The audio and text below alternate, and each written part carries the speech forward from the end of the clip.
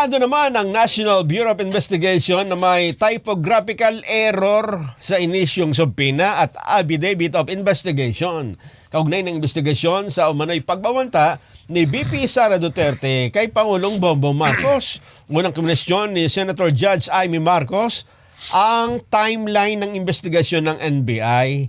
Kung bakit naglabas ang ahensya ng subpina para sa ABS-CBN noong November 6, 2024 para humingi ng kopya ng online press conference ni VP Sara. Nabatid na inatasan lamang ang NBI na imbestigahan ang insidente November 23, 2024. Inamin ni NBI Regional Director for BARM, Attorney Jeremy Lotok, na mali ang petsang November 6, 2024 na nakalagay sa parehong dokumento. Nilinaw niya na ang tamang petsa sa affidavit of investigation ay December 11, 2024.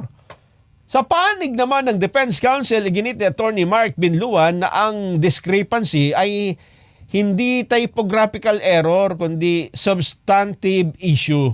Lumitaw din ang maling mga petsa sa footnotes ng affidavit of investigation. Carried over? Asan yung affidavit? Hindi ko pa nakita, ma'am, yung affidavit na November. Your 6. affidavit Ikaw ang says pumirma November eh. 6. Pwede patingin ako ng affidavit. Yung affidavit of investigation mo na binigay, pati I-check yung ko po, amended, carried over din.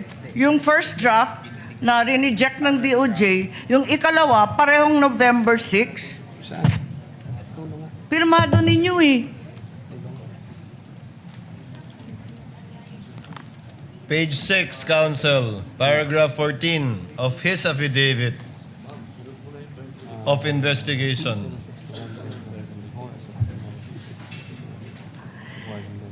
Yes, Your Honor. It's November 6, 2024 ang nakasulat dyan.